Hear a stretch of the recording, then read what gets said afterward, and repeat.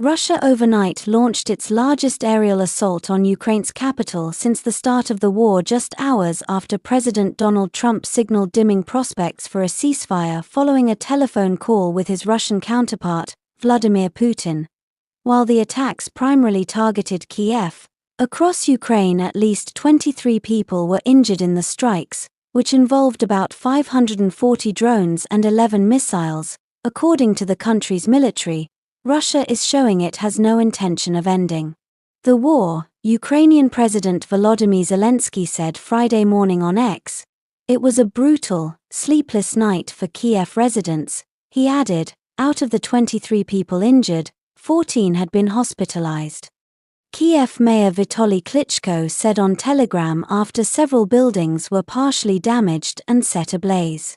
Damage was recorded in 6 of Kyiv's 10 districts and debris raining down ignited a fire at a medical facility, he said. Meanwhile, Russia intercepted 48 Ukrainian drones launched over its territory, the defense ministry said on Telegram. 2 people were injured after 4 fell in Moscow, regional governor Andrei Vorobyov said on Telegram. Zelensky and Trump spoke by phone on Friday morning about the Russian airstrikes and developments on the battlefield, the Ukrainian president said in a post on X. We spoke about opportunities in air defense and agreed that we will work together to strengthen protection of our skies. He wrote. We had a detailed conversation about defense industry capabilities and joint production. We are ready for direct projects with the United States and believe this is critically important for security, especially when it comes to drones and related technologies. The 2 countries also announced a prisoner exchange took place on Friday. Russia's defense ministry said the swap was the result of an agreement made in Istanbul on July 2. Zelensky said in a post on X that some of the Ukrainians released had been in Russian captivity since 2022. Despite international calls for a ceasefire to end the war, which began when Putin launched a large-scale invasion in 2022, Moscow has plowed ahead with its attacks. This growing intensity has frustrated Trump, who repeatedly pledged on his presidential campaign to end the war within 24 hours of becoming president or even before.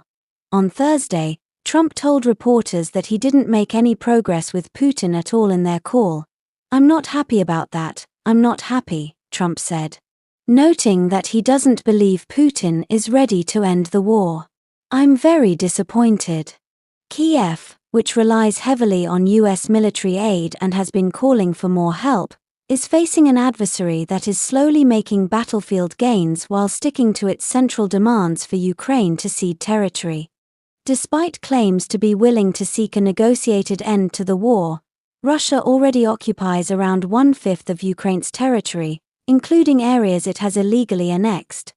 The Kremlin said Trump had raised the issue of an immediate ceasefire in the call, their 6th known call since he returned to the White House in January, but the Russian leader said he will not back down.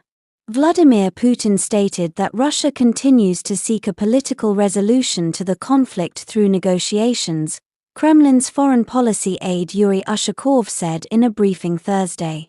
But the Kremlin has so far not offered concessions on its central demands that Ukraine should cede territory and give up on joining NATO. Ukraine is still reeling from Trump's decision this week to halt some U.S. military equipment deliveries, which include vital air defense systems.